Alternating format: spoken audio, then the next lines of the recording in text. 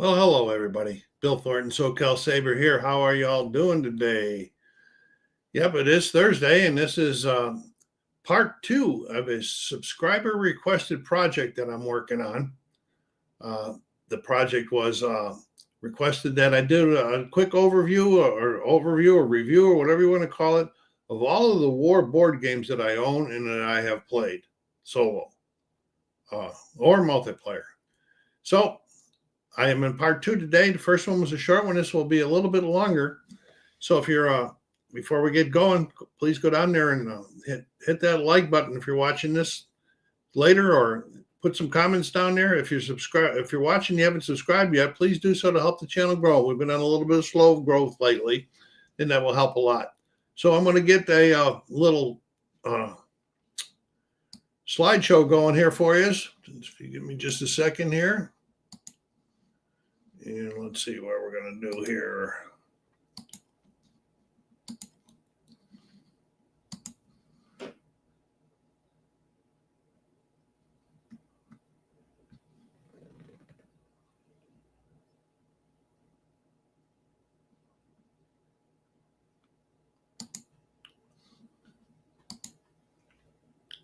There we go. War board games, I'll look at part two. I'll talk a little bit about each game and whether I liked it, didn't like it. I mean, and most of them I like, but we'll see. We'll see as we go through this.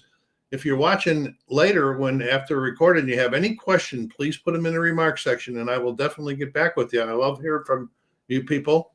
Haven't had much reception on live streams yet at any time I go on or any day, so nothing new that nobody's on right now. So let's get going with this subscriber requested project, part two. First game, 1998 publication, first published For the People. I kind of consider this my, grail for me.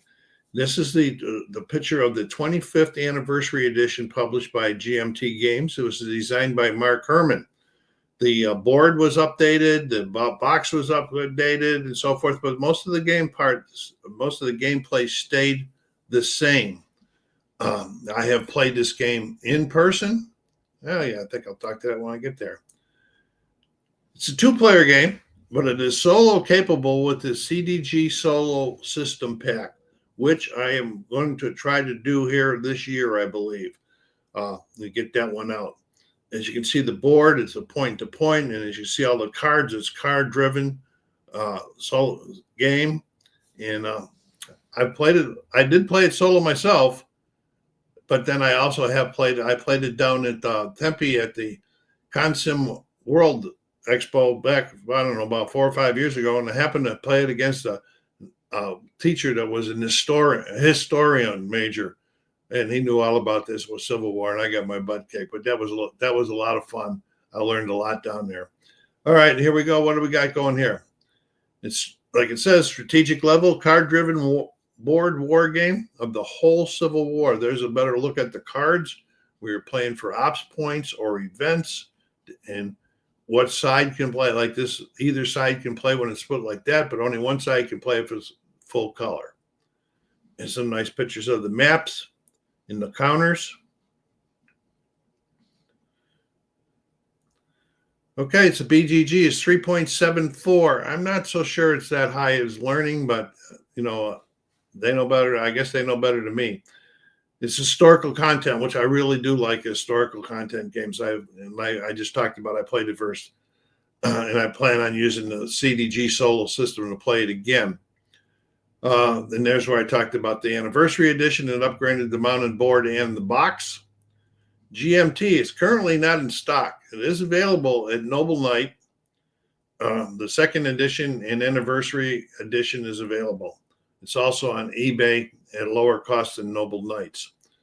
It's a very, very good game, which I highly recommend if you're looking for something that now with the CDG system, solo system, you can play it solo or with somebody else. I would recommend this one wholeheartedly. All right. That was the first one. That was a good way to start off here. We're going to get going on to number two. A House Divided, War Between the States, 1861 to 1865. 1981. It was, and the one, I think it was the first done by Victory Point Games. I'm not sure, but the one that I acquired with this picture here, it was published by Mayfair Games. This was designed by Frank Chadwick and the late Alan Emmerich.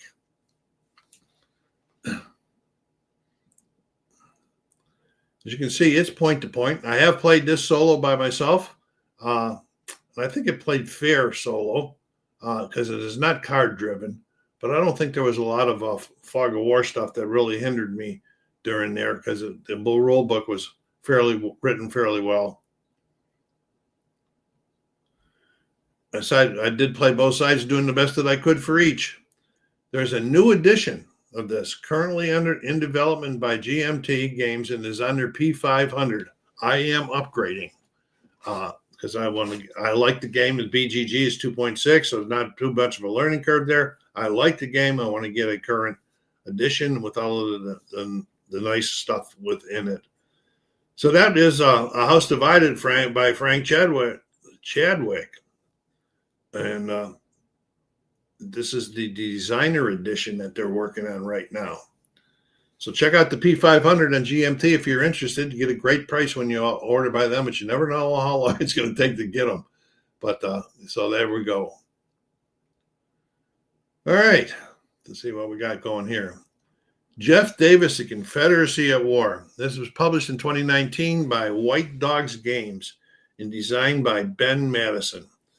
As you can see in the label there, it's a solitaire board war game by Ben Gannon and White Dog Games. I really like this. So I'll talk about it on the next page.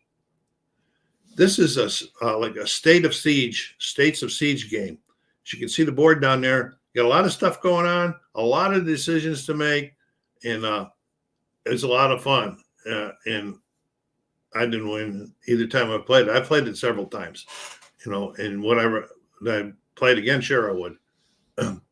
But all of the stuff, that board, like you see down here, this stuff all is not on there at all times. And you're moving down, you're trying to move down, and then these things start happening, and they come in, they block your path, and so forth. And it's economic, and you got the blockades of the ports, and you got economic things going on, and you got battles going on, and lots of stuff going on. Pretty cool game.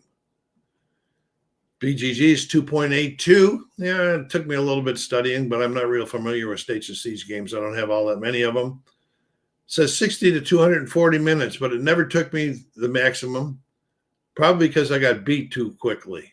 But I really enjoyed the game. I know it didn't take me 4 hours to play it. But I don't remember what it was. I don't really time my games. I probably should do that because sometimes people ask me about that. And the game appears to be available right now on White Dog Games. It's also on eBay and Noble Knight Games. Recommended? Yes. If I say yes, that's right. I might just say recommended. Then I might say recommended. Yes, that's the next level. And then I might say recommended highly, the next level. But good game. I'm glad I have it in my collection. All right, we're moving on here. And don't forget, the channel is open for membership. And if you're watching right now, which nobody is, you could do super chats. But later when you're at home watching, if you feel up to it, helping out with a couple dollars a month, hit up the channel membership. All right, here's Rebel Fury, just done, released in 2024, published by GMT Games, designed by Mark Herman. As you can see down here, this is Volume 1 in the Civil War Heritage Series. Volume 2 is on the P500 right now, and I have it listed too. 1 and 2 players, best with 2 players. As you can see, it's a hex.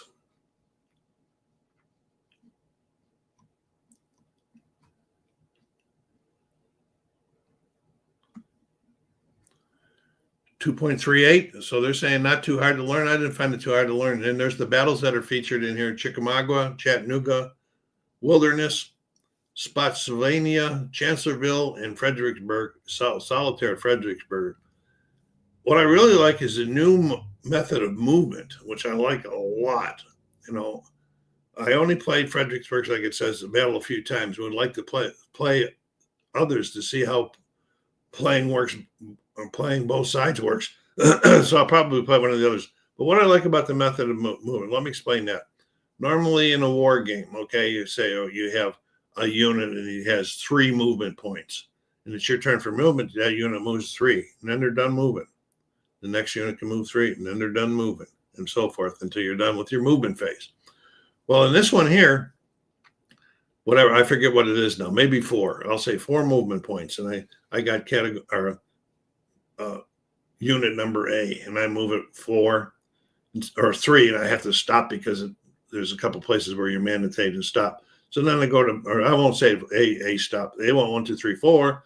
B goes 1, 2, 3. C goes 1, 2, 3, 4. I can go back to A, move it again, 1, 2, 3, 4. I can keep moving my units until either I pass on them or they reach a point due to terrain or zones of control or zones of influence where they are mandatory to stop. And once they're all stopped, then my movement phase is over.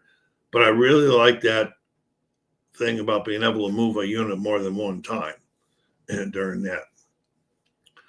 And the second printing of it is on the P500 right now at GMT. It's on eBay. It is on eBay and Noble Knights. Recommended? Yes. That was Rebel Fury by Mark Herman. I'll review them real quickly at the end again. So which ones I covered today. And we got Brothers at War, published by a 2022 game, published by Compass Games. Designer Christopher Moeller. This is the front and the back of the box. I believe this is one in a series. I can't remember right now. I should have researched a little bit better when I did one. Okay, and I did. Here we go. It's best played with 2. I did play it with 1. And it is solo friendly because it has a chit pool activation system. But anytime you find ones that have chit pools, they are really solo friendly because you never know. You play both sides. You want to play both sides the best you can, but you never know who's going to activate next or how much of an activation they're going to get. Chit pool is great for solo people. It battles Antietam, South Mountain, Mill Springs, Bloody Verde are included.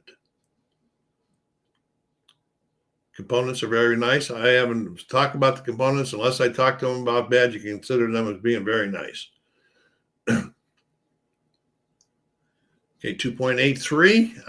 It took me that long because this is a new system. I was learning. I had to learn a few things to get used to it. Like I said, some of the mechanics were new to me, which put my learning a little bit over the average. Gameplay was smooth. The command rules were simple and abstracted. There are no combat results tables. Combat and all checks are resolved using a 6-sided dice. And a lot of people don't like that because of the randomness in it, but it's a lot of games. So, if you like the games, you like the games. You got to have to live with those things. Recommended? I have not played this enough to say yes or no. I would say I'm leaning towards a yes, but I definitely don't want to say yes or no on this one because I need to play it some more. All right, here we go.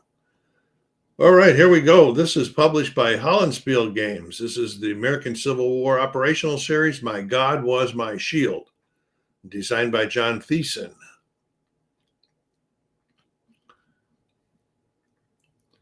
This, it says right there in the front, dealt with Jackson's Valley campaign, 1882, I believe, or 62. I mean, what was there? 1 to 2 players, hex to hex. Emphasis on movement. So you have cards, action cards down here, some nice looking cards.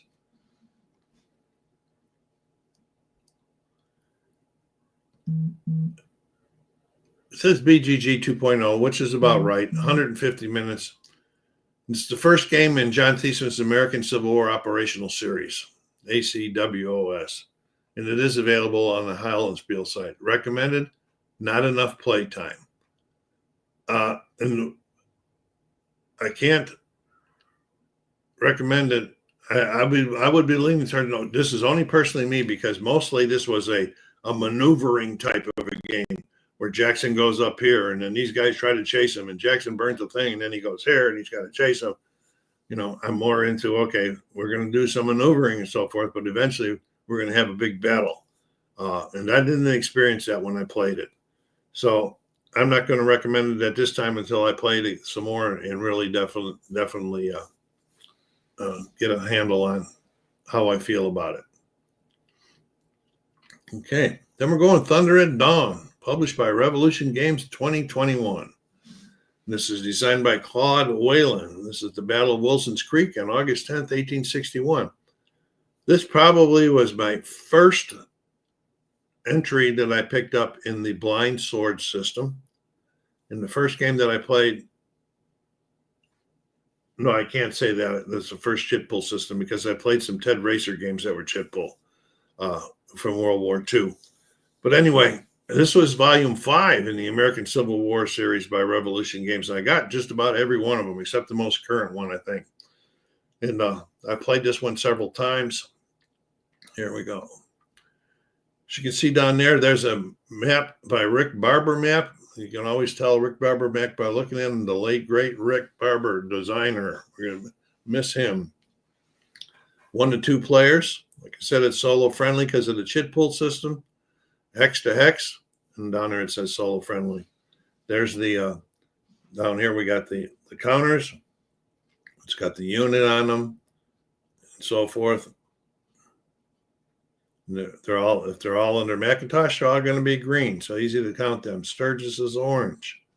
We got them, and then got on the map. And this is north going this way.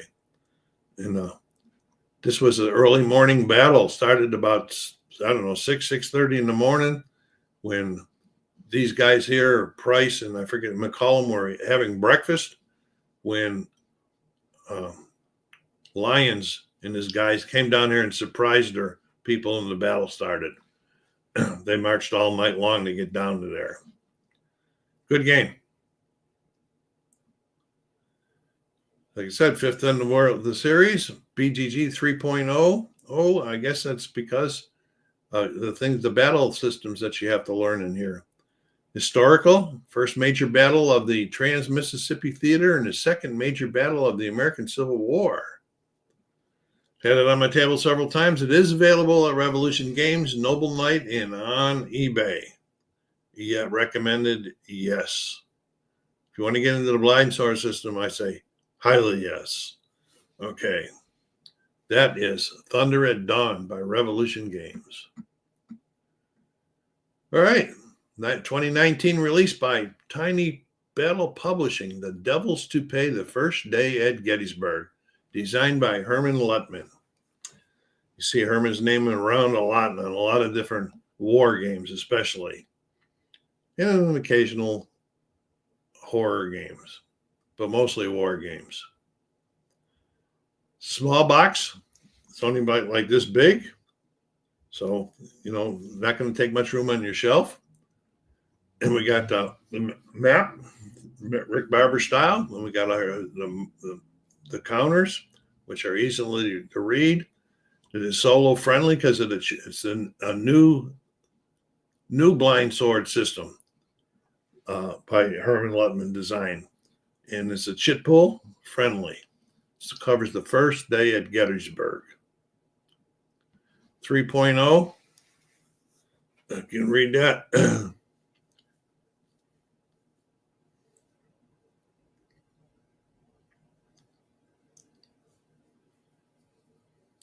I enjoyed this version, as it says there. It's a veteran blind sword players will find it a piece of cake to get really into it. If you're new a little bit, if you're new to the blind sword system a little bit, there's a few little things that are different than the blind sword system in Revolution Games, like in the Thunder at Dawn, but not enough to really throw you into chaos or anything. It is available at Tiny Battle Publishing, Noble Knight Games, and eBay. Recommended? Yes. Nice quick setup. Play, get going. All right. Well, what happened here? That was the last one? Wow. I didn't think that we went through. We'll go through that one. We'll just review them real quickly what I covered today then. For the People by Mark Herman. A House Divided by Frank Chadwick. Jeff Davis, The Confederacy at War by Ben Madison. Rebel Fury by Mark Herman. Brothers at War by Christopher Moeller. Our God Was My Shield by John Thiessen. Thunder at Dawn by Claude Whalen. The Devil's to Pay by Herman Luttman. So that was it for number 2. I hope you all enjoyed that. Let me know in the comments if there's anything that you'd like to see me add to these little overviews that I'm doing of the games that I own and play. And I'll definitely get with you. Don't forget, hit that like button down there when you're watching later. And please leave me some comments, what you think about it, the project. So, SoCal Saber saying, take care of yourselves. Be kind to each other. Stay safe.